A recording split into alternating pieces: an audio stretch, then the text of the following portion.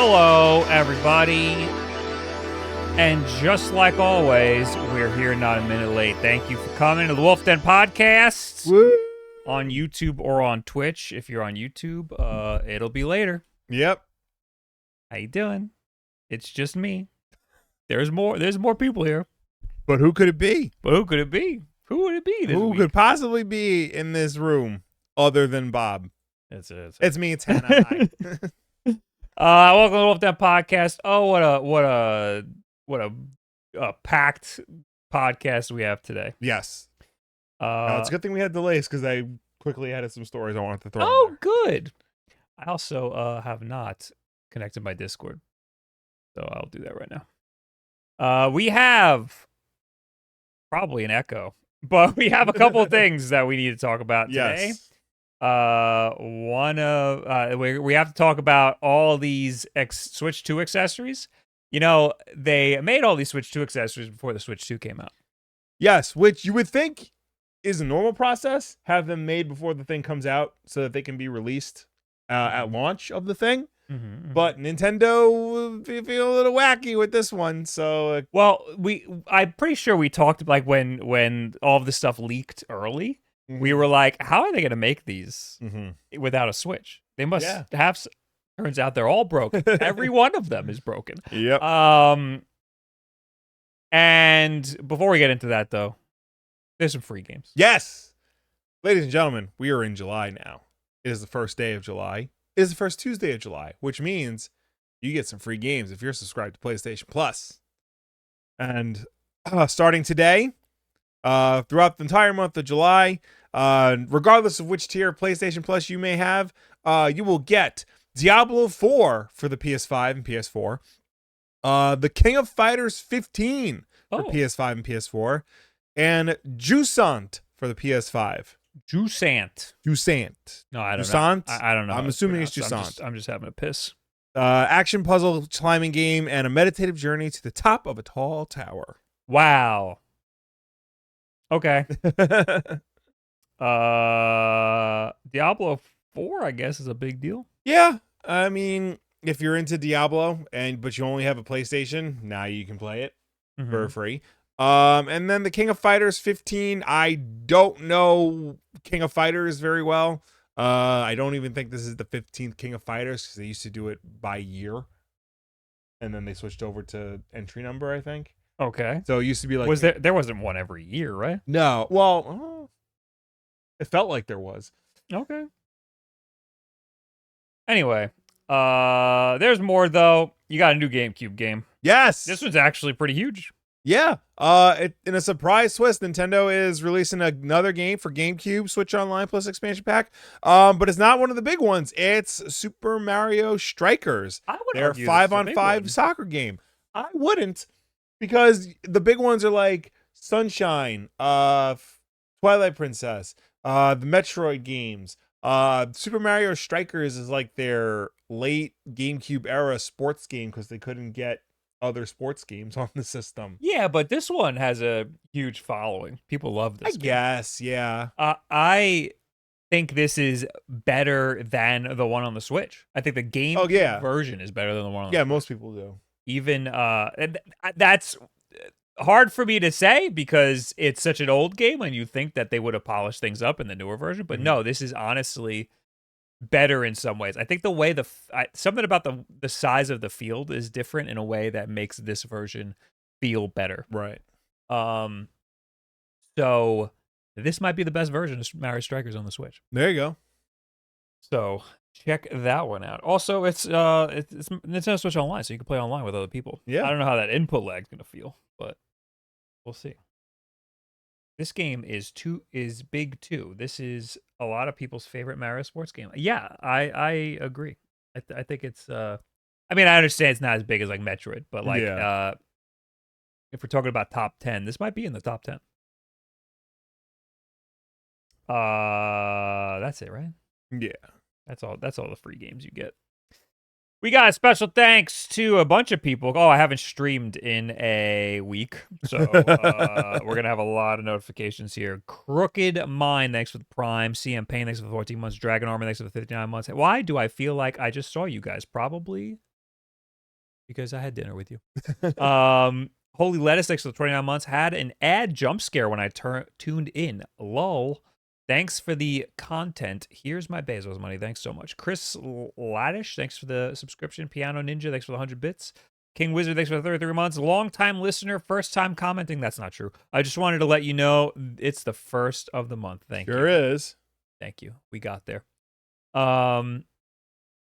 Dante's Gambit, thanks for the 7 months. Will, what community would you say is more toxic, wrestling fans or gamers? That's a good question. I would say gamers. I know I'm walking a tightrope here because it's a gaming podcast. Talk about video games. We were just at a convention. There's nothing about video games, but you hear more about like toxic, angry, aggressive gamers than you do about wrestling fans, because wrestling fans, they're all Republican. Well, there's no split in the middle. I was gonna say they're all kind of stupid. Okay, they're all just kind of like, we'll take that too. Stuck in perpetual childhood and haven't really like gotten out of it. Whereas like gamers, like the real bad gamers, like are very clearly adults, but have more like hate and bile in their hearts than wrestling fans do. Does that make sense? Okay, yeah. I don't know much about the wrestling. Because the thing about wrestling is like, it's obvious that like the wrestlers don't have this kind of animosity towards each other between like the different promotions and like or within each other. A lot of it is just straight up made up by the fans, you know. Okay. There's more here. Yeah. Soul, thanks for the 57 months. Spanx Wise, thanks for 200 bits. Hey Bob, I went to the coffee place you recommended. It was a great Devotion is the name of it. Also went to the Nintendo store and got a Switch 2. They have daily delivery. I did hear about that. Our friend Jake got it last week. Yeah, so I was surprised. If you're in the major metropolitan area, the Nintendo store might be the place to be if you want to get your Switch. Should I have Hannah pick me up one? Daily deliveries, you probably have to get there early. Yeah. She could get there early. True.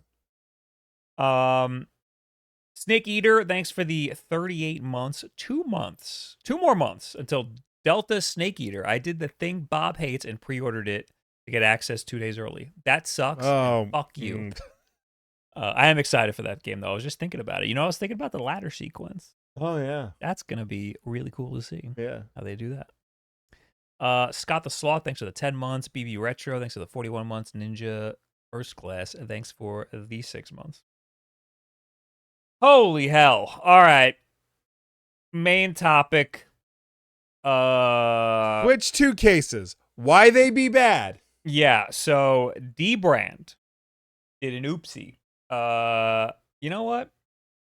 I'm gonna do something a little different here. Oh. I was explaining this to Wood. Mm-hmm. And the way this fucking thing, everything sucks. This fucking thing. Come on. Switch the scene, man. Anyway, I was trying to explain this to Wood, and the way I did it was I just went to Dbrand subreddit, and I sorted by top of the week. Mm-hmm. And you know what? I didn't even have to this time. The first thing that came up is somebody's Kill Switch 2 case. This is what it is. It's just you can't hold it. Right. The Joy-Cons just fall off. Wow. It like disengages the magnets. That's the problem with Dbrand's case. Mm-hmm. Oh no, this is sorted by this month, I guess. So yeah, they're all. It's just if you sort by top of the month, it's just all people with their kill switches breaking. So that's unfortunate. Anyway, we have an article here. Did you summarize it, or you want me to? No, I didn't get to summarize yet. Accessory maker Dbrand has issued a lengthy apology to Nintendo fans whose complaints it initially brushed off. In a response, it now describes as spectacularly terrible. So they had an apology. I'm going to read their initial apology. And their initial apology was bad. It was a Reddit post. This button going to work? Thank you. So this is their initial response. Apologies for the radio silence. When something this chaotic, like this detachment situation comes up, there's a fair bit of work that needs to be done organization-wide to investigate, coordinate, or on a plan and build out a communication strategy. We've been following every post, and it's clear that we're entering Ghost 1.0 levels of anxiety, frustration, and concern. Now that we've had some time to do our diligence, we're here to transparently discuss what we've found and what we're going to do about it. The purpose of this post is to consolidate all the new existing information, blah, blah, blah, blah, blah. Here you go. Here's the problem. There's a little gap there.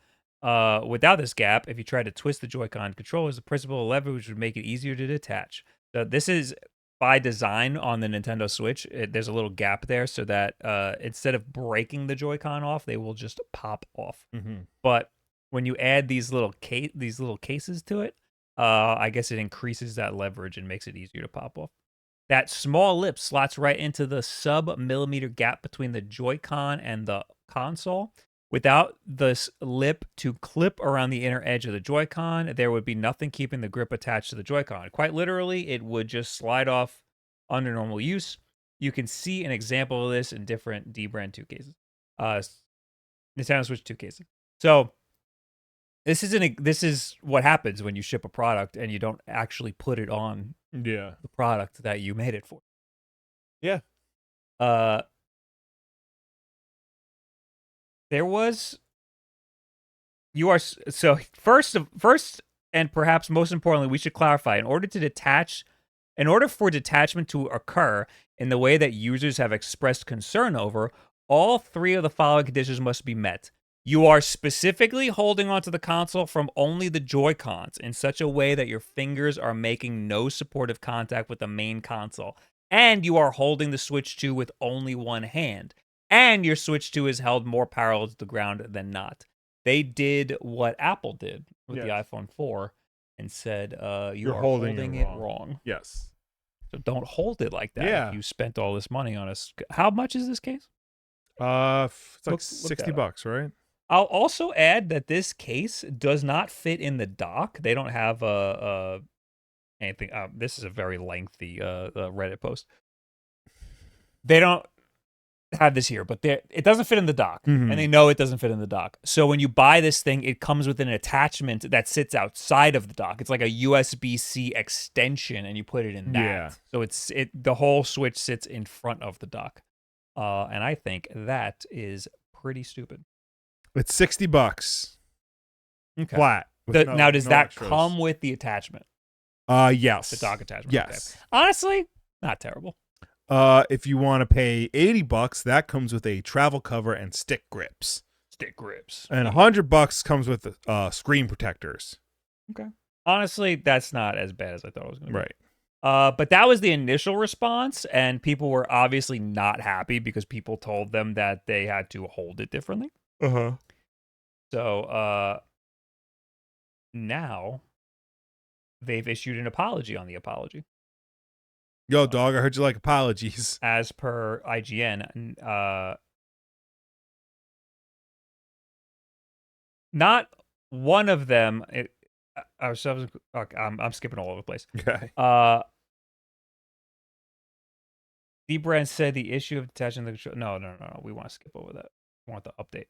What's happening with the 4 Redditors who are experiencing more severe detachment issues? We believe it's due to these Joy-Con grip featuring an inner attachment lip. No, we read all.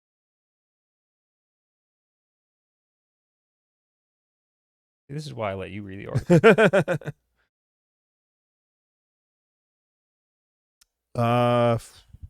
You're looking for their apology? Well, this was the initial response, and then they had one after that. Yeah. Suggested that. After reading your through your feedback, it is quite clear that our post was a spectacularly terrible response to the issue at hand. Some of you have expressed that opinion in a perfectly reasonable way. Others have expressed it with literal death threats. As easy as it is to boil our original post down to "you're holding it wrong," what we're sober to now is the point that you should be allowed to hold it however the F you want without detachment occurring. Did they say F or did they say fuck? They said fuck. Oh, wow. Yes. Dbrand. Yeah. We get it. Please continue dunking on us for the next 6 to 8 months for reenacting Steve Jobs. Dbrand has also said it is now attempting to develop a new redesigned version of the kill switch with a new retaining lip design that fully resolves the detachment issue, with an update on whether it will be able to move into full production on this solution due next month. Okay, so they're fixing it. They're fixing it. They're fixing it. And I'm assuming anybody who got one will be able to get a new one. Yes. Or a refund, probably, if I had to get. Oh, there's copyright issues on the stream, by the way. For what? For the Spanish Flea. Really? Not copyright free. News. Even though I Googled copyright free. News to us. Anyway. So, yeah. Dbrand's case is messed up. People are saying in the chat Skull & Co.'s case is fine. I didn't even know they made a case, honestly. Dbrand is not the only one who has issues, though. Part of why I wanted to make this the main topic is because we have other news. Yes. Genki. Notable because I did a sponsorship for this case that is now broken. So this affects you personally. This affects me personally. The attack vector case is a little wonky. It doesn't like it doesn't like it comes off a little too easily. Yes. Also, something I noticed, like it was a whirlwind when I got the Switch 2. Yeah. First of all, I tried this grip out at PAX, so I already saw it. But of course, we don't have like the actual Switch 2 to put it in. So I was like, "This case is fine. I'm sure everything will be fine." So I got the case from Genki. Then I got the Switch 2. Then I filmed a quick little sponsorship, and then I left it in the case while I did some of my like initial impressions of the Switch 2. Yeah. And I put it in the dock to get some B-roll of it. Then later on, I put it in the dock to use it in the dock, just because I was already in the case and I put it in the dock. Right. And it didn't instantly connect. Like it fit in the dock and everything was fine, but it didn't connect. I had to like wiggle it and then it connected. Interesting. And I did something I wouldn't normally do. They approved the sponsor spot. Yeah. And then I just later in the video was like, this case is weird. It's a little wobbly. So they are working on a fix for all of that. So I DM'd them because I heard about this. Actually, I heard about it through Wood because there was another issue. They have another case. What is it called? Sleeper case. It's a very hard shell case that looks like a soft case, but it's very hard. There's an adhesive issue with the zipper, and the zipper falls off easily. Okay. And Woods actually fell off. So that and the attack vector, they're both a little messed up. So Genki emailed everybody on June 11th and said, "Hey, we're working on a fix. You can either get a refund from us, or we will ship you a brand new one. And I guess you get to keep the old shitty one." But there's another email they're sending out soon. That's just a follow-up saying that they're gonna have them soon. They're gonna have the fix sometime soon. So I just wanted to email them and confirm that that is the case. Also, you will receive a $15 store credit. That's nice. As a little thank you. Thank you for dealing with us. Yes. So they're trying to make things right with the issues that they had. Specifically, I'm going to read their email that they sent out on June 11th. For the attack vector, some users reported a snug fit in the dock. I actually didn't think it was a snug fit. I just had to wiggle it. Right. Specifically around the rubber alignment posts. While it's unlikely to cause damage, it can lead to docking inconsistencies. That's the problem that I had. Yeah. We've currently redesigned the middle shell to ensure a smoother, friction-free experience when docking, while still maintaining the grip's modular features. If you've received one already, you can continue using it in handheld mode or remove the middle piece to dock while we prepare a replacement for you. We will be thoroughly testing this new shell this week. That was all the way back in June, and expect to ship ship orders of this new iteration late July. So it looks like everything's going as planned. Okay. Both of these updated products are now in full production and are still on track to begin shipping in late July. That's the latest update that we have. So you got Dbrand, you got Genki, and finally, Satisfye. As far as I know, they didn't actually ship the Switch 2 grips yet. Oh, the No, grips. the grips yet. Okay. But they're a little delayed because they're a little tight. Yeah. A little tight. Mhm. And we have a pre-production unit, and it is a little tight. Am I allowed to show them, or do you think? I'll say no. Okay. I'm already a little weary even talking about it. Right. Understandable. They Yes. did give us one, and I Yes. put it on my Switch, and I was like, this is, in fact, tight. Yes. So, yeah. Those are a little delayed because they're working on retooling it a little bit. So, all of these Switch 2 manufacturers, all these Switch 2 case manufacturers, something's a little wrong. Yeah. But it seems like all of them are trying their best to fix these issues. Well, yeah, because it's like, the Switch 2 just came out. People need accessories for it. The most popular accessory for the first Switch was cases and grips and stuff. Yeah. So those would be the ones to get to market immediately. But because Nintendo just didn't give people Switches like early enough to make these products, they had to like guess what they were doing. Yeah, it's again when all these Switch cases leaked and they all said they would be available when the Switch 2 came out. Or in some cases, they said that it would be available like before the Switch 2 came out. I was like, that's insane. Yeah. Like, imagine making a product and not even testing it on the thing that you're making it for. That's insane. Yeah. I mean, it's possible some of these guys had a lot of insider information that they're not like letting on. Yeah. I mean, Genki is in the middle of a lawsuit, so they literally can't say like what they know. But like, I would have assumed that somebody like Dbrand would have some sort of insider information. Maybe they had a Switch 2. I mean, it's obvious they had files. It's obvious they had those CAD files that were floating around. But I would have thought they had a Switch 2 that they could test on and stuff. Yeah. Or at least like 100% accurate. That's the assumption, yeah. I think it becomes clear now that they did not have an actual Switch 2. What they had was probably some sort of production mock-up and not one that actually had all of the pieces to it. Yeah. In Dbrand's case, it falls apart because of the magnets. It pushes the magnets out. And in Genki's case, I guess they couldn't dock it with a real dock. They probably only had a dock that was a dummy dock. Yeah. So, yeah, I don't.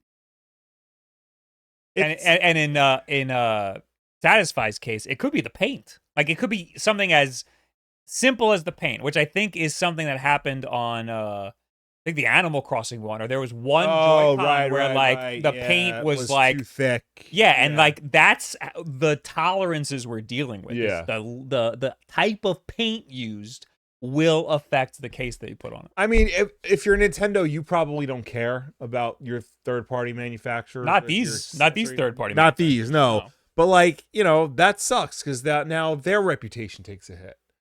And like at the same time, you gotta know, like, if you're making a product, you gotta know it's gonna work for the thing you're making it for. Yeah, but still, like, you've worked with these companies before. Why are you being so like cagey with the details of your products? Like, do you not trust them?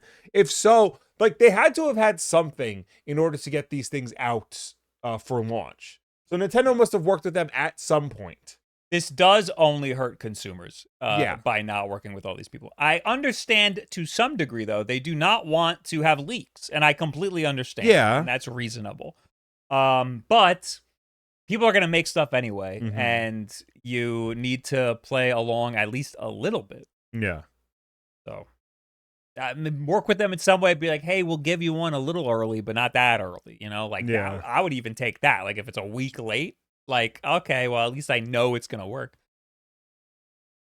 Anyway, it's a first to market situation, so maybe the risk is worth it, says Rhombus. I don't know. I don't know what that's like because again, that's a reputation hit. So Yeah. I mean they all seem to be doing right by the consumer. They're not like screwing people over. Yeah. But I don't know. Like I'd imagine like not everybody's gonna like issue a refund for it. And most people I'd imagine would just keep it and deal with it.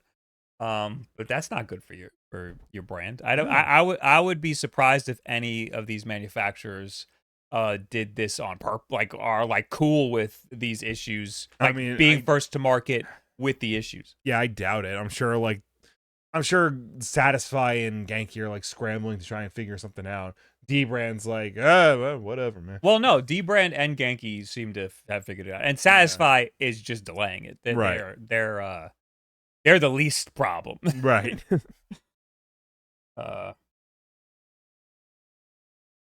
Anyway. I got the Savage Raven stand grip. I've never heard of that before. With the faceplate, and I like it. It's not dockable, but to be honest, it's not hard to remove, and I got it on sale for $25. Nice. I've been using the Bob Wolf laptop case thing, and my Switch 2 is scratched to all hell now.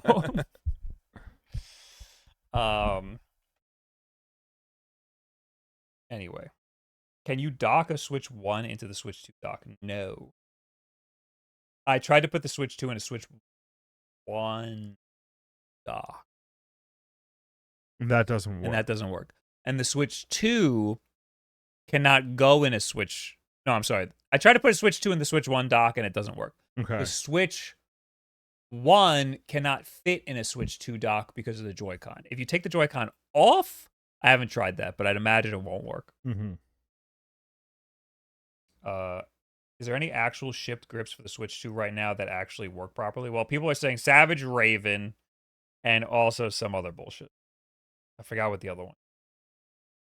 My pre-order for JSOC's split protective case just shipped today. Fingers crossed. Stated to be dock compatible.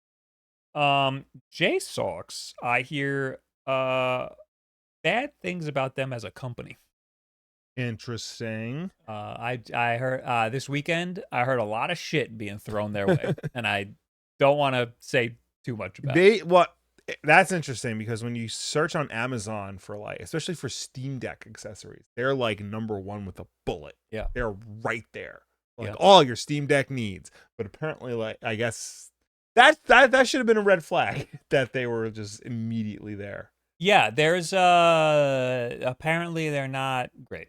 I almost did a sponsorship with them, and then I didn't. All right, I don't look. It's all rumor speculation. Don't want to go any further, but like I heard they don't pay creators they do sponsorships with. Oh well, that's bad. That's not why I didn't take it. Right. I just learned that this weekend. So we got shit to talk on, everybody. Yes. What you got? Skull & Co. changed their name to Savage, apparently. Oh, so they're the same thing. Okay. Savage Ravens. Yeah, because people were saying Skull & Co. before. Got it. Okay.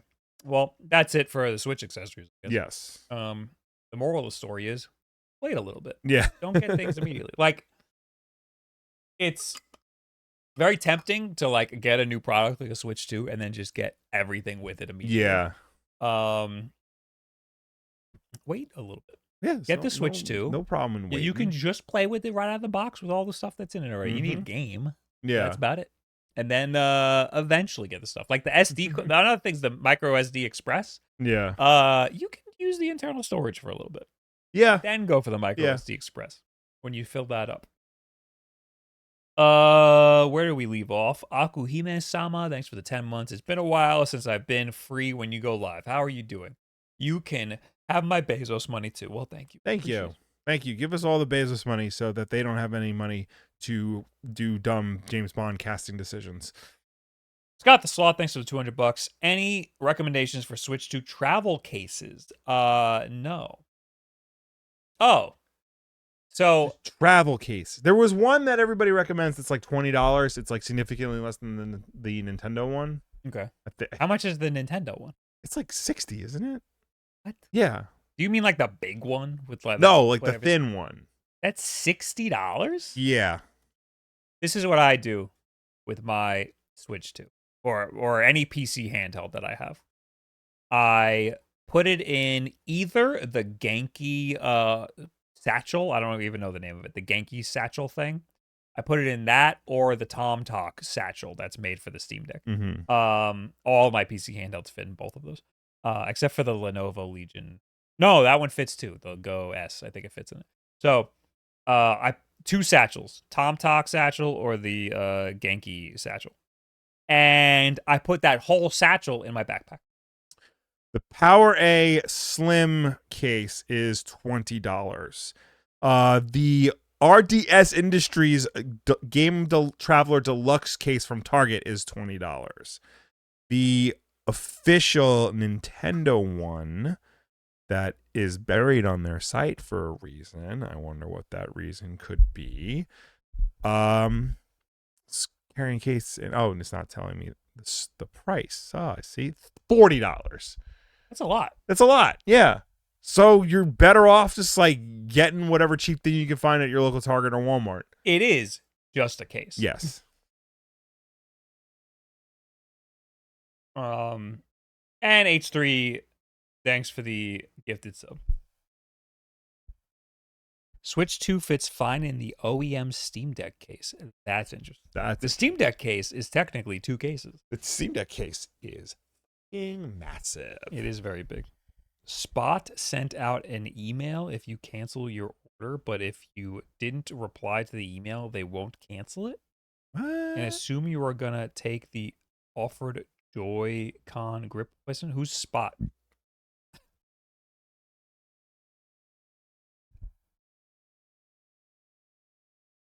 Anyway. Moving on. Mm-hmm. Switch 2 webcam mystery solved. Now, Didn't I solve this? No. Also, The Verge now needs a subscription, so I don't know if I'll be able to show this. Open it in incognito mode. Okay, hold on. I'm doing reader mode. I did reader mode. I think it worked. Yeah, the Verge's subscription mode is easily breakable. Okay. So that's good. If you plug the world's best reviewed webcams into the Switch 2 today, they won't work, while many comparatively ancient webcams do. Why? Here's a possible oversimplified answer. Today's more powerful webcams advertise many different modes that they support to any device that you connect via USB. But that's a problem because the Switch 2 appears to be choosing modes it can't properly play. In the case of Elgato, which will update its non-working Facecam Mark II and Facecam Neo, the solve was adding an additional low-resolution mode, 480p mode, with Elgato General Manager Julian Fest speculating that the Switch can only reliably support very low-resolution cameras in order to output multiple face cams on screen. But low resolution isn't the entire answer, given that Nintendo's own official Switch 2 camera is 1080p and genuinely broadcasts a 1080p mode. And given it's far from the only 1080p or higher camera that works on the new Switch. According to Ugreen, who tells The Verge that the technical details of making a camera work with the console are far more nuanced than resolution or frame rate or whether you have enhanced bandwidth of USB 3 or USB 2. According to Ugreen, there are 3 different conditions that all must simultaneously be met for the camera to work with the Switch 2. 1, the camera must not use the HID protocol. 2, the camera must be configured for isochronous transfer mode as opposed to bulk mode. And the USB endpoint descriptors must not include unsupported low frame rate settings below 30 frames per second. But Elgato's camera may have broken Ugreen's third theoretical rule. It tells connected devices like the Switch 2 that it's capable of running as low as 5 frames per second at a variety of different resolutions. Ugreen says that the Switch 2 may prioritize lower settings, but if the camera hardware cannot actually output such a low frame rate, it will cause a failure. Here's Elgato's list of Switch 2 webcam compatibility requirements. 1. Video mode at 640 by 480 or 640 by 360 must be available. Frame rate must be 30 frames per second, and codec must be YUY2. 2, it must be a USB 2 webcam. And 3, isochronous USB transfer mode must be enabled. Okay. I did 24 frames and it worked. Okay. So they're incorrect. So it worked. It was just worse than 24 frames. Right. It was way lower than that. Right. Well, we know that the official Nintendo webcam, when you plug that in, even though it's a 1080p camera and presumably it does 60 frames a second, it is broadcasting picture lower than 1080 and much lower than 60. Correct. They do that for bandwidth reasons and compatibility reasons and whatnot. Yes. The mystery is you plug any webcam into any camera and it's any computer and it just works. You know, you plug any webcam into the Switch 2 and you're not guaranteed to get it to work. Right. Why is that? We have 2 different answers as to why, how to get it to work. There's some Nintendo bullshit going on. Yeah. Nintendo has like a checklist of things that it's doing to your webcam that nobody understands yet. Yeah. And these are all things that are not clearly advertised on the box of any webcam. Yeah. But webcams only advertise like resolution frame. What we do know is that the older and shittier that your webcam is, the better it works. Yeah. And the reason for that, I'll say again, is probably some sort of bit rate or bandwidth thing. Right. It's the Switch is probably doing all sorts of shit to crush the bit rate and lower the bandwidth as much as possible. So if you have a big 1080p 4K signal, the Switch is going to try its best to compress the fuck out of it or to try to get the webcam to not take up so much data. So a shitty old one will already start at a low baseline and should be able to cooperate better with the Switch. Yeah. So that's what it is. So the moral of the story is if you want to try to get a webcam and you don't want to get the Nintendo one, get an old shitty one. Yeah. Ugreen has said it is working on updates for several of its cameras. I'm not going to name them all because they all don't have regular ass names. I didn't even know Ugreen made cameras. Me neither. What else are you keeping from us, Ugreen? Proud sponsor of the main WULFF Den channel. Yep. And Elgato said it is updating its Facecam Mark II and Facecam Neo by the end of July. So at least those 2 companies are actively working to fix the situation. Now, there are other webcam companies, your Logitechs, your Anchors, your what have yous, who also make webcams, who also could theoretically be work on Switch 2, but currently don't. Yeah. So I plugged in my cinema camera using Genki's little adapter thing. Yeah. And that worked. Okay. It was very low frame rate because I was in 24 frames and it was just even lower than that. And I think it was trying to do 1080. Okay. But it was choppy. Again, because I think the bandwidth was too high. Then I tried a Logitech camera. I forgot what it was, but it might have been a 4K camera. It was a Logitech webcam that was like relatively new. It was black and like long. And that just straight up did not work. It did not show up at all. Then I tried a Logitech webcam that I could probably swallow if I tried. It was this big, and I'm almost positive it was 480p. And it worked like a charm, and it looked great, and it looked better than the cinema camera. The Verge has a list that's currently behind paywall right now of webcams that are confirmed to work for the Switch, and they said the Logitech C920, C922, C270, the Logitech Brio 300 all work, and a $10 USB endoscope that they got on Amazon also works. Logitech Brio. So the Brio did not work. Okay. The in Brio your test. 4K is the one. Oh, this article goes on to say the Brio 4K does not work. Brio 4K does not work. Okay. The other one that I tried was the C270. Let me get a good picture.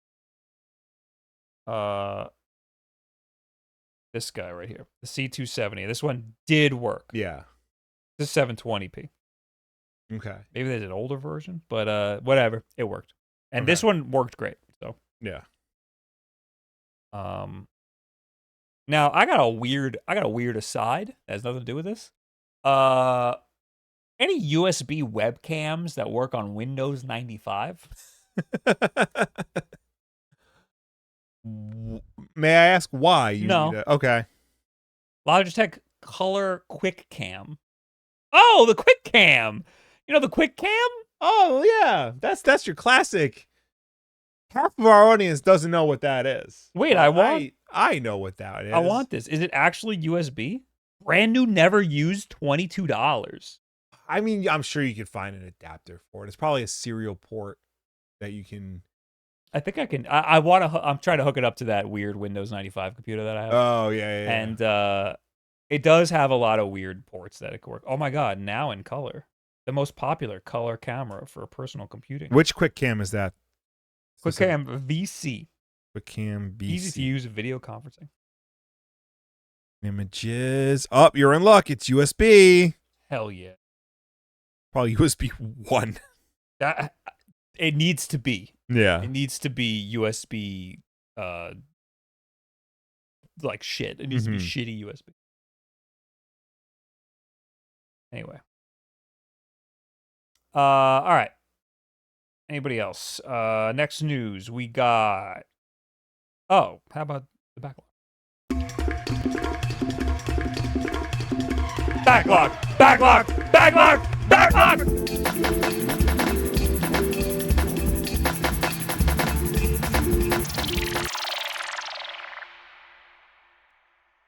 Hey, everybody, it's backlog time. Will, what the hell is the backlog? The backlog is a segment of the WULFF DEN Podcast where we go through our entire video game collection. That is a collection that currently stands at 1,049 games. We were at a convention and we bought more games. We're going to pick one at random. We're going to talk about it regardless of whether or not we've played it. 984. 984. We also did the backlog at Too Many Games. Yes. They haven't given us the video yet, though. 984 is the Zone of the Enders HD collection for the Xbox 360. Xbox 360. Okay, I bought this. You bought this. I love Hideo Kojima Mm-hmm. and Yoji Shinkawa, Mm-hmm. and they both worked on this game. And it is not a good game. Well, there's 2 games in this collection. Okay. I only played the first one. Mm-hmm. I heard the second one is better. I've heard the second one is significantly better, yes. It's a beautiful looking game. The art Mhm. is very nice because it is Yoji Shinkawa that designed everything. It's a mech game. It's just you like fly around and shoot shit, and it's just the mechanics are horrible. and there's like nothing in the world, and it's just a bland, and the story doesn't really make any sense, and it doesn't really like bring you in. Yeah. So there's nothing about this that made me want to keep playing it at all. I heard the second one's better. I didn't get that far. I only got a little bit into the first one. I was gonna say, so you didn't play the second one. That's what I've heard. That like the second game is a noticeably better game. It takes out a lot of like the mundanity and the BS elements of this game and focuses primarily on the mech combat. Okay. And it makes it faster and greatly improves like the feel of it. So like you're only really doing the only good parts of the first game. Yeah, but I wouldn't even call it good. Like I don't even think the combat was good. It felt like bland. Okay. Like look, you're just slashing and shooting. Like he's not like moving around. He's not dodging. He's just slashing, shooting. Right. He's just kind of mashing. It's I don't know. I heard the Game Boy Advance game was actually pretty good. There's a Game Boy There's Advance. a Game Boy Advance Zone of the Enders, which Okay. is supposed to be pretty good. The Fist of Mars. I just really wanted to play Hideo Kojima game that wasn't Metal Gear. Yeah, because this is like one of the few well, he actually was just a producer on the game. He did not direct the game. I feel less bad about this game calling was it bad. the first game was directed by Noriaki Okamura, and the second was done by Shuyo Murata. But they were both produced by Kojima and with art primarily by Yoji Shinkawa. Zone of the Enders 1. Let's do a crossover. Oh shit! Zone of the Enders 1 was one of the best-selling games for the PlayStation 2 at the time of its release because it contained an extended demo for Metal Gear Solid 2: Sons of Liberty. which contained the entire tanker level, all the way up Yes. until the end of the tanker level. And which is misleading because that's the only time you play as Solid Snake. Yes. Zone of the Enders for the PlayStation 2 has a 78 on Metacritic. The second game, The Second Runner, has an 82. Yes. And the HD collection has a 73. Probably because the first game's dragging it down. And you know what? Game Boy Advance game, 71.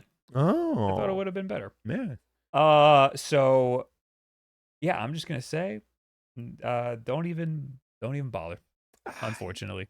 Yeah, it's sad because like this seems like a weird, nice little oddity in like the grand oeuvre of Hideo Kojima, but like I don't know, I don't know how well this resonated with people.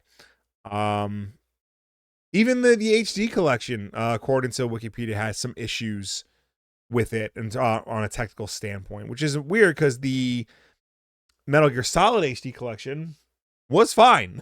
Yeah, there's nothing wrong with it. So the art, though, beautiful. Yes, absolutely beautiful. Yoji Shinkawa is Can't go wrong. Another, on another level in terms of his designs. Amazing. Yeah. So that's Zone of the Enders. You'll be fine. Thanks for watching the Backlog. Yeah. We'll see you later. Goodbye. Bye. You said it yourself. You didn't even play the second one. Maybe if you talk to the people in the chat, you would see it resonated with some people. Okay, we're talking about our experience. Yeah. You come up with your own podcast and you talk about your experience. Yeah. My experience was I played a couple hours of the first game and I thought it was bad. Not even like a little like, I'm not interested. It was a bad game. Anyway, next news. Where did we leave off? Oh, Netflix. Oh, yes. This is interesting. Oh, let me just get my notes up. Netflix's games arm is removing over 20 games from its library, including popular titles like Hades and all 3 Monument Valley games. It follows the closure of Netflix's AAA gaming studio in October. While they all leave in July, the last day to play each game varies. For instance, Hades bows out on July 1st, while Death's Door is available through the 14th. You can see when your favorite game, it will depart the streamer on Netflix's mobile app. Netflix has also scaled back on its interactive content. Black Mirror's Emory Award-winning Bandersnatch was one of the few survivors, but left the platform on May 12th. And the list of games being removed, like there are some like really surprising ones. All 3 Monument Valleys are leaving. Ghost Detective leaving. Hades. Zero. Katana Zero, which is a phenomenal game. So, Case and Rise of the Golden Idol. And I'll just say one more. Carmen Sandiego, because that's based on the Netflix series. That's stupid. Yeah. So some people don't know about Netflix games. Yes. Netflix has a cool system where if you're subscribed to Netflix, you can get games that are included. Yeah. To your phone. So like some mobile games. Is Ninja Turtles still there or was that taken off? That's actually I'm checking right now. So Ninja Turtles Shredder's Revenge Yes. was on the phone and it came with your Netflix subscription. You got the iOS version. Sonic Mania was one of the games. Really? Yeah. Is it still one of the games? Checking now. So Katana Zero's on here. Is that the mobile version of Katana Zero? What? I didn't even know there was a mobile. So that's the thing. I think a lot of these games, they're just a regular version of these games. Like, well, how do you play it? What do you mean? How do I play Katana Zero via Netflix? Because I don't think that's a mobile game. Well, let's see if it's still here. So I'm in the Netflix app. Remind me later. Do not make me fucking do the whole bullshit where I gotta log in again with the notes. Civilization Zero 6 is on Google Play. Yeah. Via Netflix. Do you see the little N logo for Netflix? Yeah. Yep. Shredder's Revenge is still available. Katana Zero leaving soon. Okay. So these are all apps. Yeah. Okay. So I tap here. Get game. It's gonna take me to the App Store. Get, download. Katana Zero is one of the best games for the Switch. Yes, absolutely. And now you can play it on the bus. Well, you have until July 14th. July 14th to play Katana Zero Yeah. as part of your Netflix subscription. And also, I've been wanting to try Death's Door. We better get on it. I've been wanting to play Case of the Golden Nile because I'm hearing like really great things about it, but now I don't have a lot of time to do that. Also, Monument Valley is one of the best mobile games Yeah. of all time. What the hell is Rainbow Six Small? Small. Hello, YouTuber beat 'em ups. What the fuck is Rainbow Six Small? It's literally small. Like small. Like, yeah, like tiny. What the fuck is that? You're going to really make me log in with my Netflix password right now. This makes a great radio. This looks like shit. Why would they do this? Tom Clancy is rolling in his it's literally Tom Clancy's Rainbow Six Small. Small's got to stand for something. Yeah, but it means tiny. Yes. It means tiny and cute. Sign in. Come on. It's making for great radio right now. Will is playing this game. Yeah, Katana Zero right here on my phone. That's crazy. Yeah. And you can get a little controller probably. Yeah. Yeah. I mean, it supports regular controllers. That game is getting DLC soon. Yes. It's the first DLC. Yes. It's been like, what, 8 years? For free, too. Ooh, I'll jump back into that game. Absolutely. Don't forget, Netflix took away games people already bought. I owned Moonlighter on Android, but I can't play it anymore because I don't have a Netflix account. How does that make any sense? They probably pulled it and put it back up as a Netflix exclusive. Huh? But you can download games that aren't on the store anymore. I'm confused.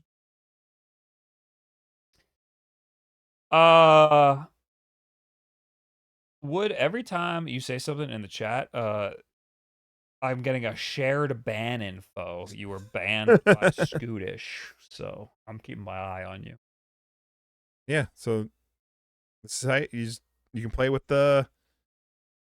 I better stop. I'm going to just play this game forever. So get those games. Get those games now. Again, if you download them now, you should be able to play them at least for a little bit longer, even after they get delisted.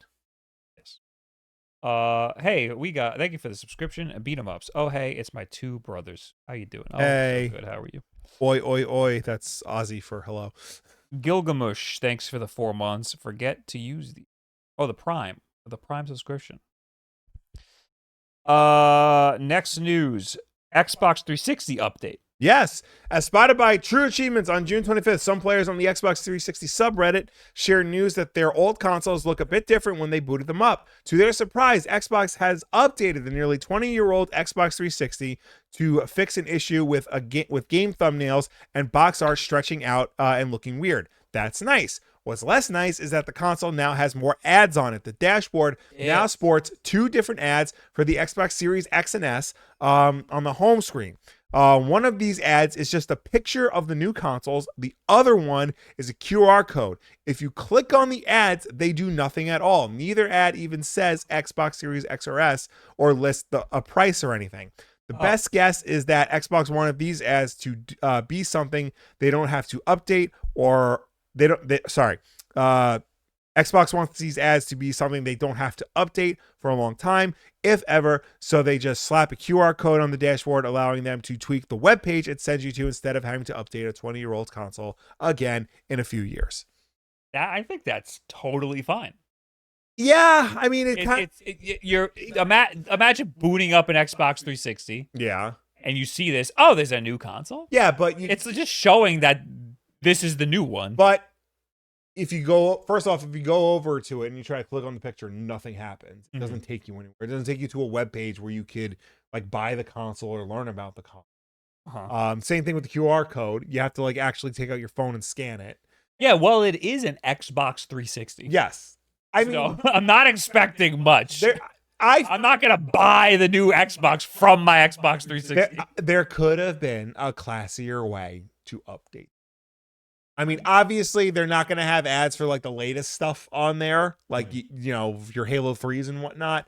But like, they could have handled it better. Is what I'm saying. The advertisement for the next. It's fine. It's just a picture of the new system. It doesn't even say what it is. Experience next-gen performance. Upgrade today. That's all it says. Yeah. You just see random know boxes. What it is. You see the box, and you're like, oh, that's a cool box. That box is different than the box I'm using right now. But the box I'm using still works, so why do I need the new box? Because it's new. It looks nice. It's clearly new looking. It looks like a refrigerator. It's clearly new looking compared to the old orbular shape of the Xbox 360. Some of you guys clearly haven't used an Xbox 360 in a long time. Yeah. You boot that shit up, it is rough. It's just slow. It's slow.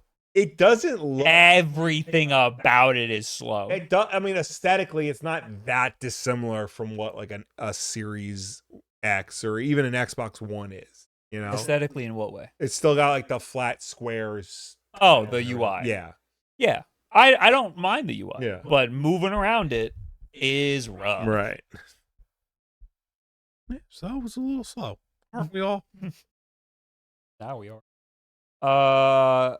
Sonic X Magic the Gathering. Yes. I think this is actually pretty fucking with the success of Final Fantasy set transitioning Magic's collaboration era truly into the mainstream, Wizards of the Coast is running full speed ahead with its latest collaboration, a new secret lair drop that will bring Sonic the Hedgehog and friends to the game. Ugh. Rather than being reprints of old cards with new art like the case of the SpongeBob Secret Lair, the new Sonic cards will bring 7 completely new design cards to life. Each one features art from a litany of famous Sonic artists and brings Sonic, Shadow, Amy, Tails, Knuckles, and Dr. Eggman to the game, alongside a legendary enchantment representing the super state gained by unleashing the power of the Chaos Emeralds. Each set will be available as a standard non-foil set of 7 cards, with Friends and Foes costing $40, Turbo Gear and Chasing Adventure costing $30 each. Foil variants of each set will be available for $50 for Friends and Foes and $40 each for Turbo Gear and Chasing Adventure. These are sick. They're so cool. It's such a good idea to have these integrations with Magic the Gathering.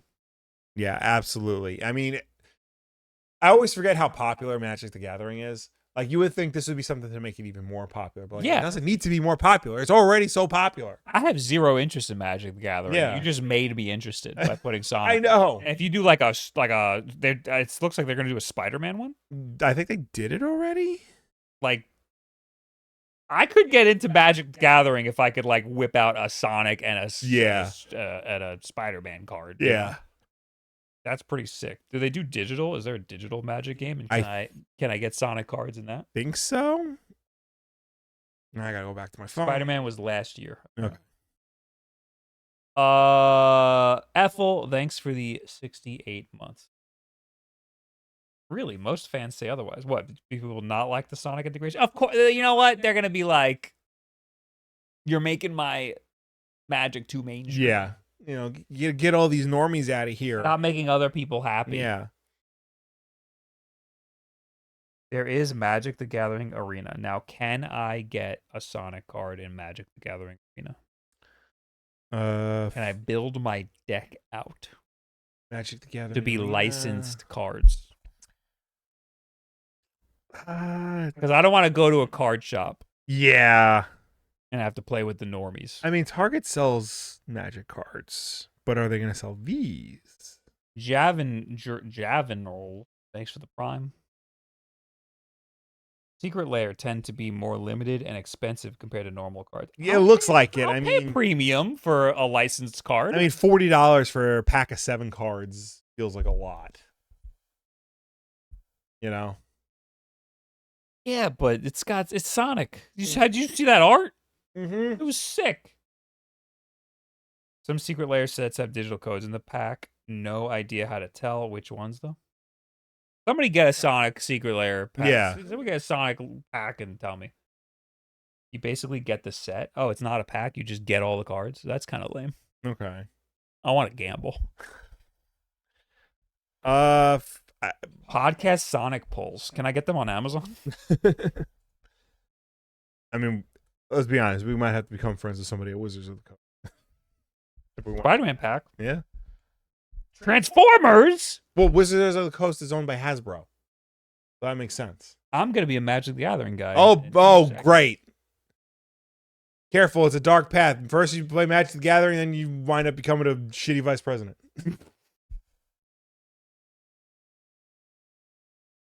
That's better. What you mean? You get all the cards? What are you talking about?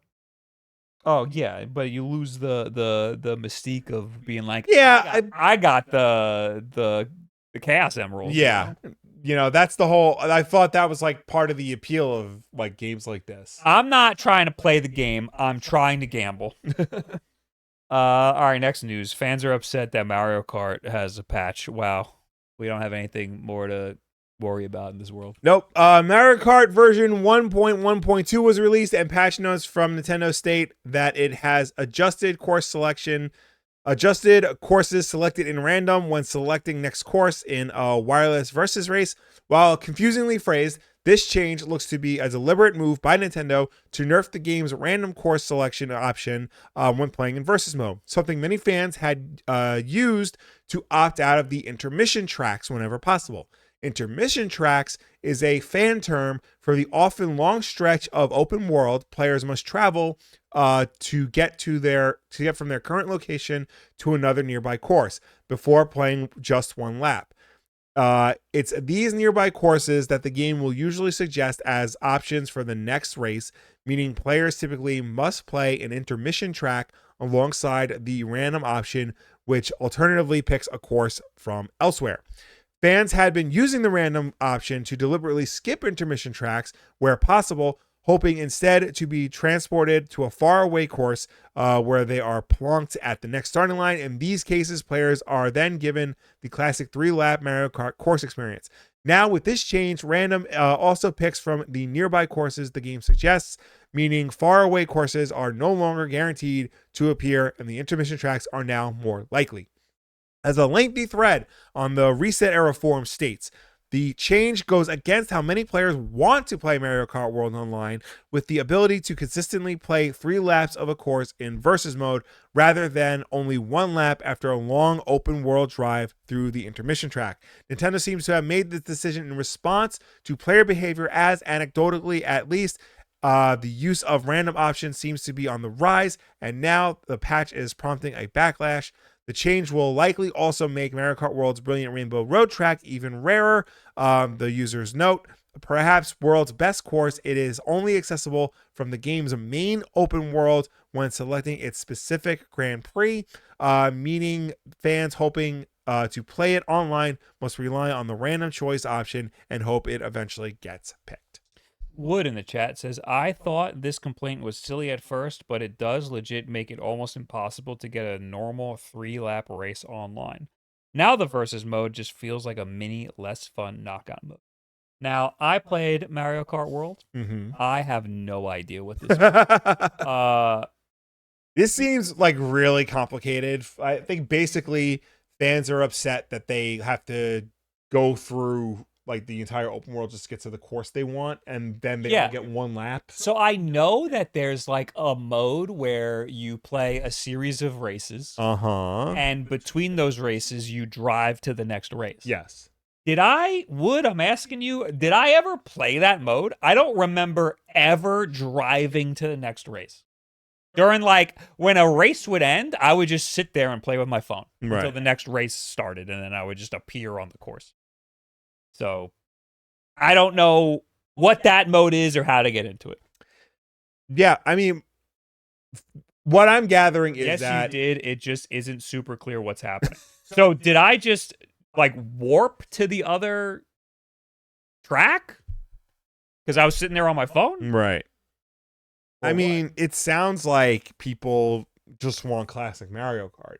They want to just be able to pick a track and do 3 laps and then that's it. They don't want to have to go through all this open world bullshit that Nintendo's making you do. Well, if it's going to limit the amount of courses that you can play, like if they're saying that it'll make Rainbow Road rarer or some levels rarer, like that's not cool. Like, I want to play some maps, like if I'm playing with my friends, I know, be able to pick a map. It's a bit much to explain. I can call in. I'm not setting that up. It's going to be but I appreciate it. I played Mario Kart World. It's fine. I'm just not a big Mario Kart person. Right. So I not interested. And honestly, I haven't like been too jazzed about the Switch 2 because of it, because there's just nothing to play other than Mario Kart. Not that that's like terrible, but just me personally, I just have, I'm not as excited as I should be about a brand new console that's in my lap. All you got to know is you can't really do 3-lap courses online anymore, and that's why. Yeah, I would understand why that would upset people. So, like, this is supposed to be like the grand reinvention of Mario Kart, as a series. It's open world now. You can do all these new things. I do like a lot of the changes that they But it seems like people just want regular-ass Mario Kart.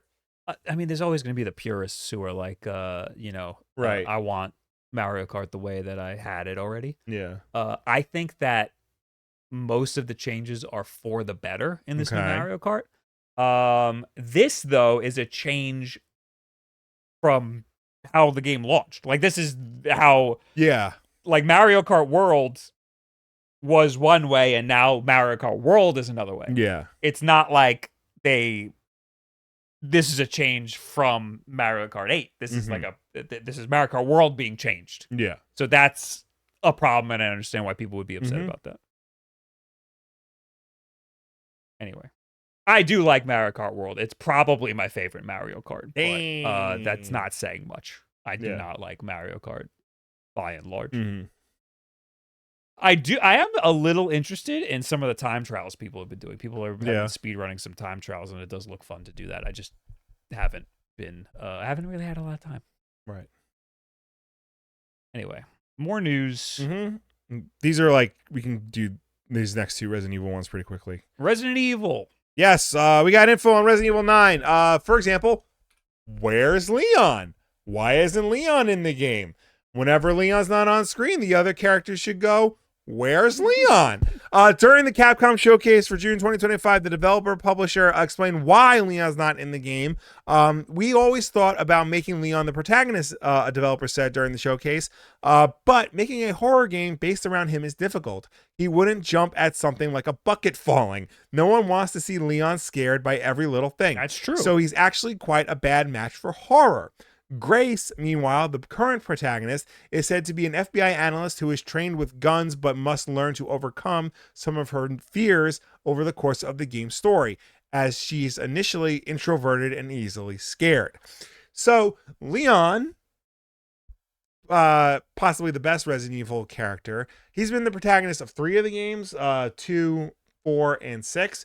But like from 4 on, like, he's a fucking tank. He's a menace. Yeah. He's a badass. He's an action movie hero. And it's kind of cool. It's cool. Yeah, don't get me wrong. But, like, it doesn't, like, instill, I think, like, the fear and the scariness that, like, current day Resident Evil is known for. Like, 7, 8, and I guess now 9 is following down the path of, like really terrifying you. Yeah, he became, like, a veteran. Yeah, but even, in, like, 4 is still scary. People, like, don't like to say 4 is scary. 4 is still scary, but it's a different kind of scary.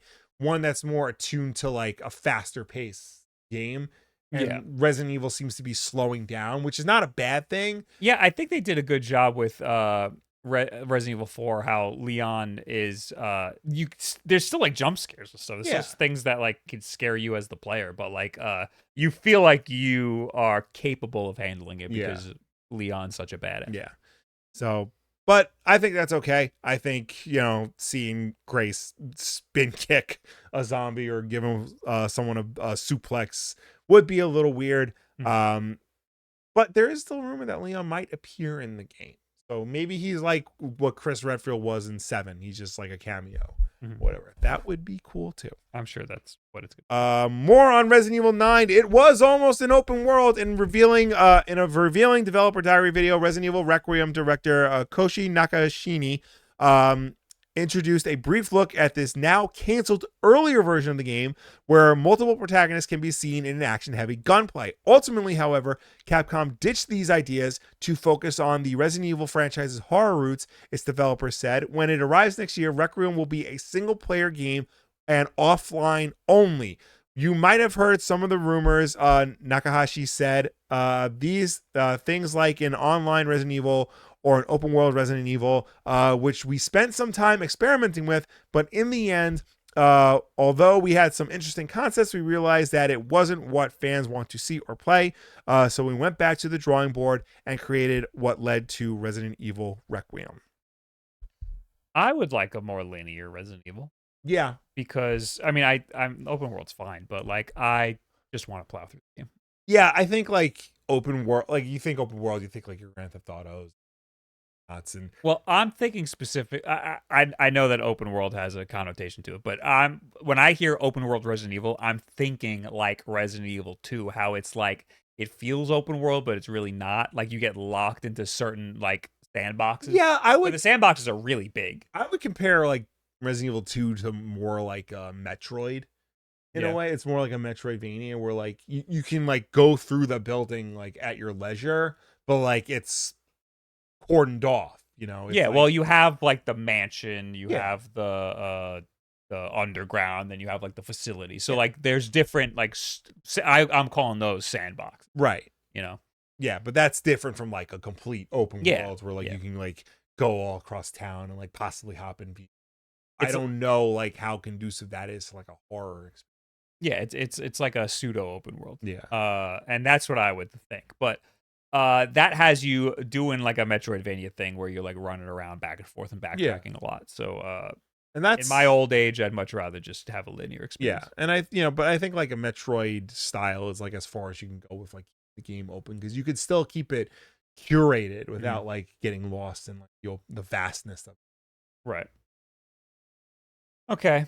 And this is the last bit of news. It's a 1-2 punch, because this week we had 2 former Xbox developers and executives come out and say that they're sad at the current state of the Xbox brand. I did see one of them. First, we had Laura Fryer, a developer of the original Xbox back in the day. This is the one that she posted to her YouTube channel, quote, obviously, as one of the founding members of the Xbox team, I'm not pleased with where things are today. I don't love watching all the value that I helped create slowly get eroded away.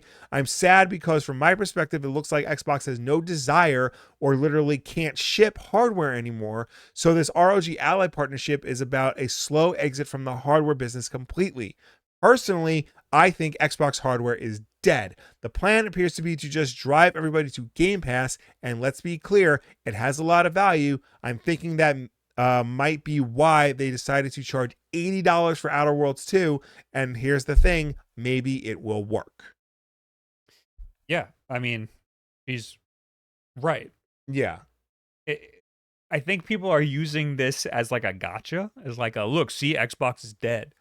And it's like, yeah, I mean, it depends on your definition of like success. Like if you think that they need to be like the best selling console, like yeah, they're dead then. Like but they're not gonna. I don't think there's a world where they can compete anymore. Right, and they, Phil Spencer has said that. But on the flip side, recently they've been coming out with all these statements like talking about how committed to hardware they are. How like they're working with AMD for like next generation handhelds and computers and consoles. How they're still like determined to like have just an Xbox console for the living room gamer. Yeah, so, and I believe them, but I think that they know where their place is and that they're just not gonna be like selling hundreds of millions of units of those. Right. And then in terms of Game Pass, like we still don't really know like the extent of how successful it actually is. We hear all these different stories about how, sometimes it's good for developers, sometimes it's very bad for developers. Sometimes they can like make a profit on it and a lot of times they can't.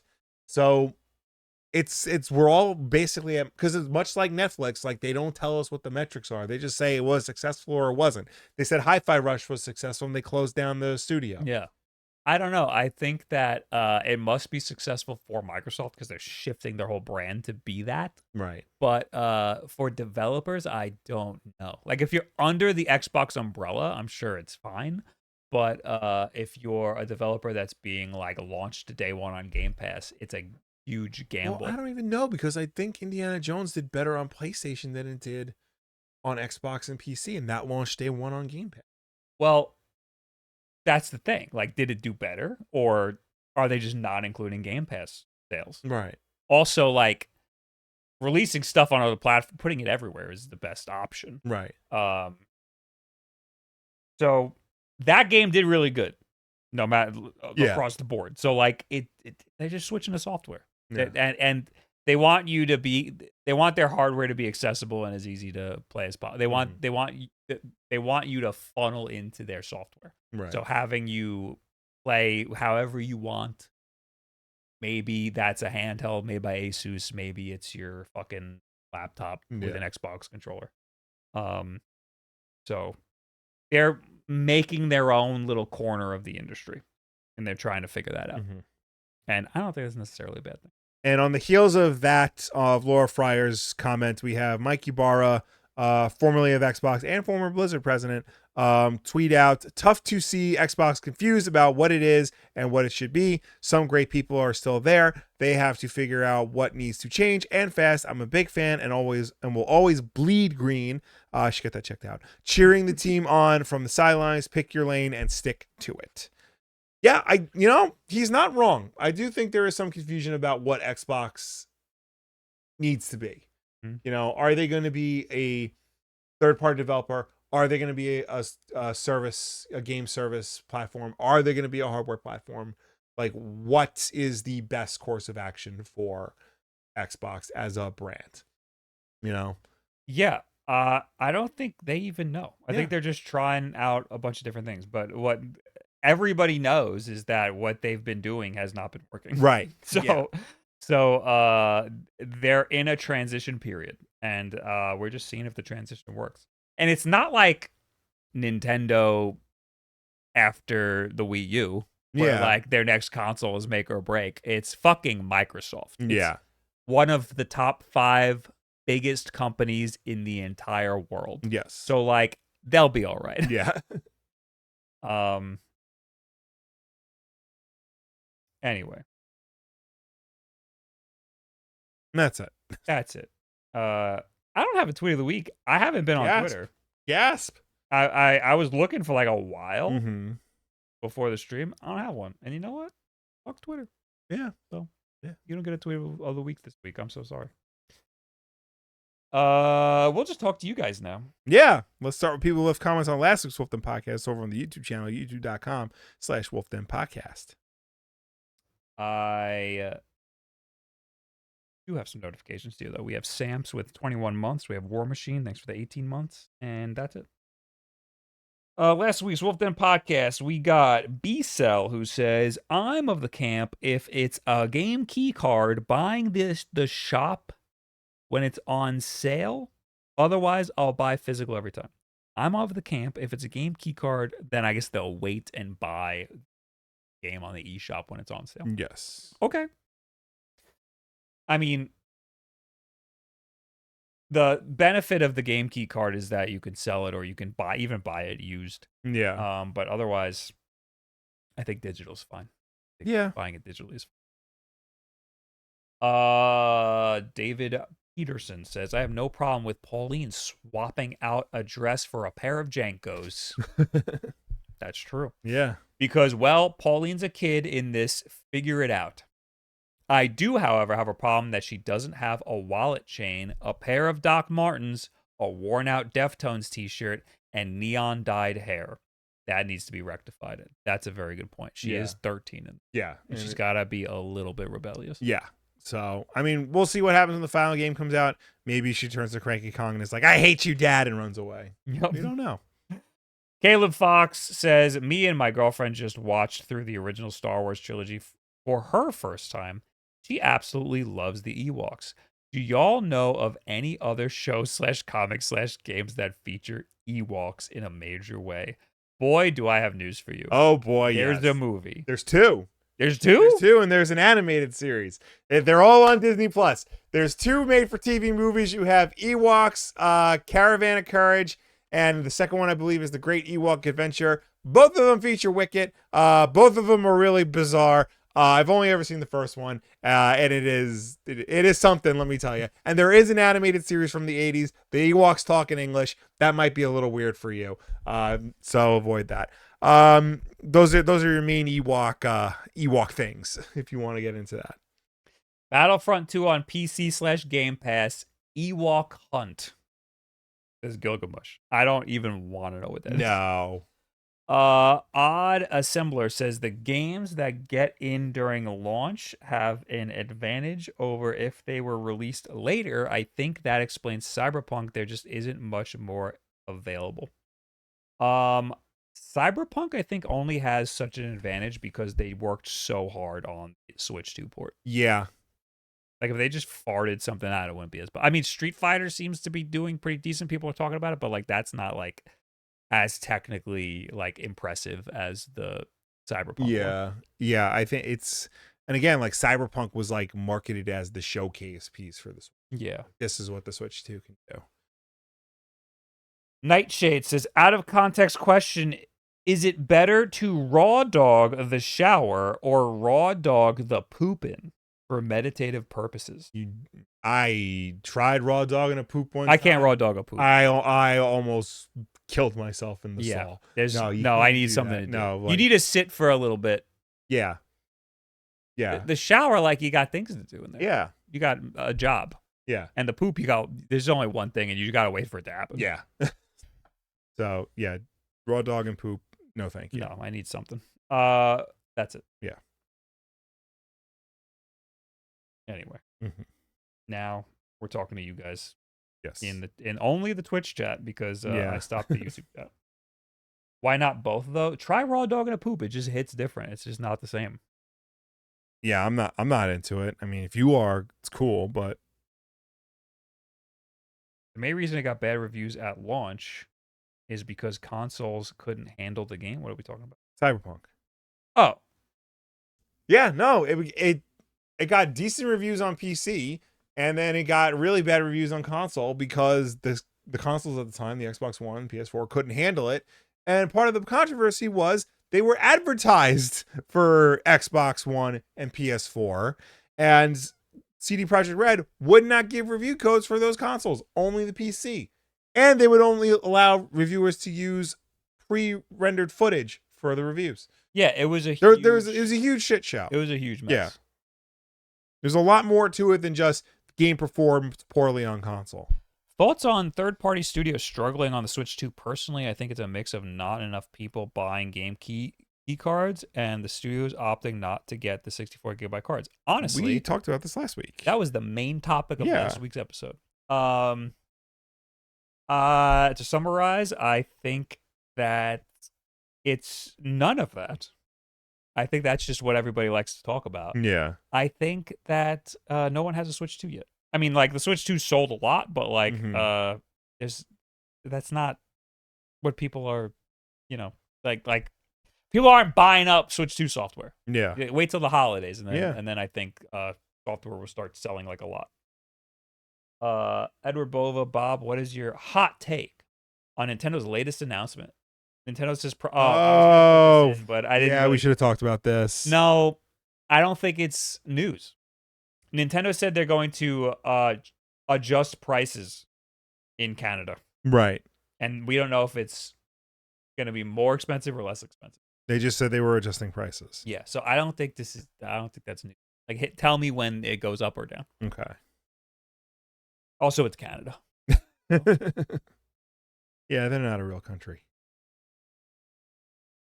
Poopin' like it's 1995. Not a No, a magazine? Are you kidding? Who buys them? You got to read the back of a shampoo bottle. Yeah. No, you can bring a book in, like leave a book in there, but like you got to do something. I used to play.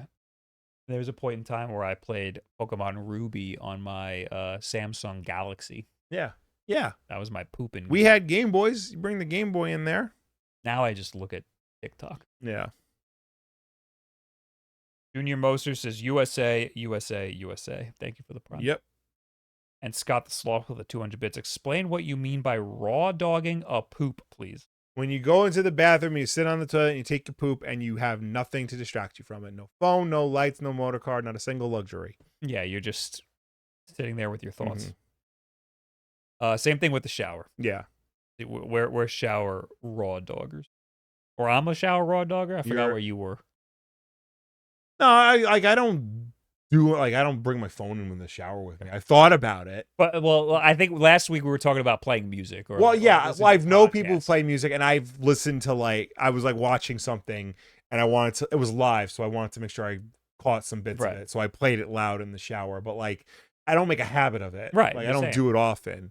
No, I need to be alone. I mean, music. Sometimes now here's a weird one. I get people think I'm weird for this. I raw dog car rides all the time. I drive around with nothing. I did it today, and you want to know what I wound up doing? Talking to myself. I do that, and I have a camera in the car. So if you go look at the SD card, it's me talking to myself. No, I don't often listen to music though. It's got to be a podcast. I've reached that age of my. I've been there for a while. Yeah. I've been there for a while. I used to play. Well, I mean, we both used to play music. Yeah. And I stopped listening to music 10 years ago. Yeah.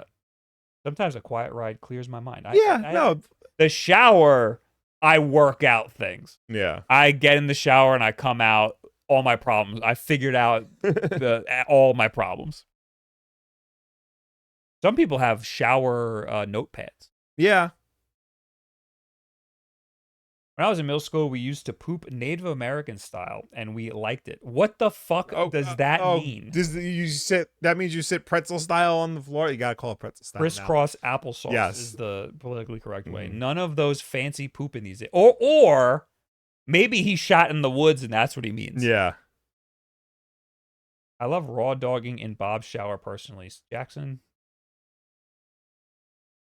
why aren't you streaming? Hey, guess what? Oh, you got one? Put one in, yeah. You didn't want to deprave these guys. No, it felt wrong. It felt wrong. Okay. So get rid of the window. You have to go back to the. Yeah. All right, there you go. I put it in the. Everything's a little weird. Yeah. Just check the keep. It's in there. Okay, I'm here. Where'd you put it? Right under the tweet of the week thingy. Oh, it changed before my eyes. This is a skeet of the week. Yeah. Criminal Simpsons. This is what a cornfield looks like, honey. And it's The Simpsons looking at a cornfield, but it's Korn, the band. Members of Korn, the band. I like that one. This is what this is the best of the week. Look, man. This is the best of social media for the past week. Look, man.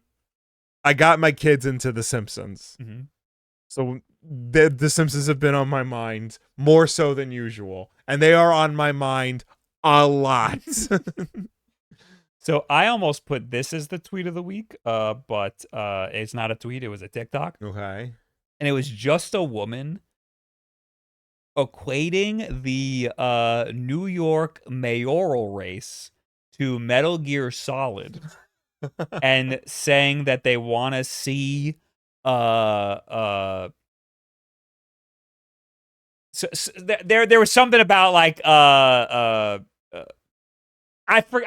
don't even remember what the context of it being Metal Gear Solid, but there was a bunch of comments that were really good on that TikTok, and one of them was Adams and Mom Donnie fighting on top of the Mario Cuomo Metal Gear with their shirts off. And I thought that was really funny, and it's just too niche. That is the most New York tweet I have ever seen. I think that the TikTok was just saying that Andrew Cuomo is like a Metal Gear villain. Yeah. And he's the type of guy who would have a Metal Gear, and the Metal Gear would be named the Mario Cuomo Metal Gear after his father. Yeah.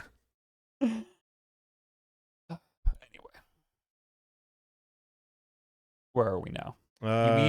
You mean just in the car, right? You stopped listening to music 10 years. No, I literally stopped listening to music 10 years. You hit a point at a certain age in your 30s where new music is not really a thing. You just listen to the music you liked when you were in high school. There was a good couple of years where there was no rock music Period. We're There was like no bands. We're still like in that period. There's some. Like I found like a band or two, but like they don't really put shit out. Like all the bands are like older bands from like the 2000s and before. There's a handful. There's some hardcore coming back and stuff. Yeah, but it's like it's few and far between. You know, the pop punk. I mean, it's never gonna be like what we had. Like the pop punk revival was like Machine Gun Kelly, and that was it. That's how like desperate we are for like guitar-based rock music these days. Yeah. But yeah, I think it's always been that whatever you listen to in like high school is what you listen to like the rest of your life. Yeah, that's why our dad knows every Beach Boys album, even the one Charles Manson contributed a song to. Yeah, but there just really hasn't been good music. Yeah, but there is some now. I've been like there's it's just not what we would have listened to back then. I recently found a band called Genki. Very interesting stuff. Like Fooly Cooly. The most recent band I got into, like modern band, was Starcrawler, and they were really good. But I don't know like what they're up to now. They have a song in Tony Hawk's 3 and 4. That's a good one. Edward Bova asked ChatGPT what Native American style pooping was, and then just copied it and pasted it in the chat. You're the one who said it. Don't ask someone else to explain it. You explain it. Yeah. You're the one who said it. Bob, you obviously love Sabrina Carpenter because you bought her in Fortnite. So Hannah got the Sabrina Carpenter Dunkin' Donuts drink. Yes. The brown sugar shaken espresso, or is there a new one? That is not Dunkin' Donuts. Yeah. It's Dunkin' Donuts. Well, there's a strawberry one. Ooh. And she got it yesterday and it was white. And it's not supposed to be white. Today she got it and then I tried it. And it's strawberry like shit. Yeah. It's oat milk and it's cold foam. Okay. And that's it. Because the brown sugar shaken espresso was brown sugar, syrup, espresso, and like brown sugar oat milk. Yeah. Was. Yeah. And every time my wife would order it, I would make her say the whole thing. She had to specifically ask for Sabrina Carpenter's brown sugar shaken espresso. That's a Starbucks thing. I don't know about Sabrina Carpenter. Brown sugar shaken espresso is a Starbucks right thing. But at Dunkin', if you wanted it, it's Sabrina Carpenter. Yeah, okay. And you have to get a small because there's a lot of espresso in that, and it will make you run around the block 20 times. Bob, what are the stream plans for Thursday? I don't have any at all right now. I am sorry. Probably a Switch game of some kind.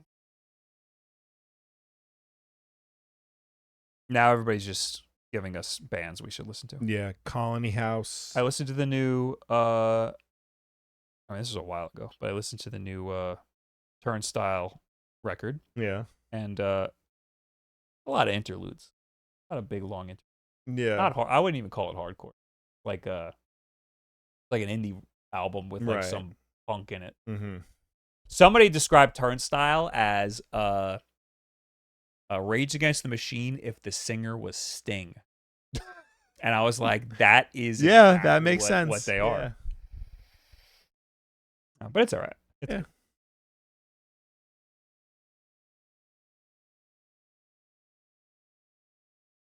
I think Accountant for Hire, thanks for gifting a sub. Also, Mid City are great Aussie band. Oh. Everyone's still just recommending us stuff. Yeah. Guys, I appreciate it, but thanks for hanging. Thank you for tuning in. Thank you for watching us. Thank you for chatting with us. As always, the WULFF DEN Podcast is every Tuesday night at 8 p.m. Eastern, right here on twitch.tv/WULFFDEN and youtube.com/WULFF DEN Podcast. Yes, always on youtube.com/WULFF DEN Podcast. If you can't make the show for any reason at all, we always put the archive version up on youtube.com/WULFF DEN Podcast. So you can go and check us out over there on demand whenever you want. But if you prefer to listen to us with ears rather than watch us, you can do that as well, because we're also an audio podcast on any and every podcast service, such as Apple Podcasts, Spotify, Audible.com, Pocket Cast, YouTube Podcast. The list goes on. But no matter where you get the show from, folks, please be sure to subscribe, rate, and review us, because that helps us with placement on all of those respective platforms. I'll be live on Thursday at some point. I'll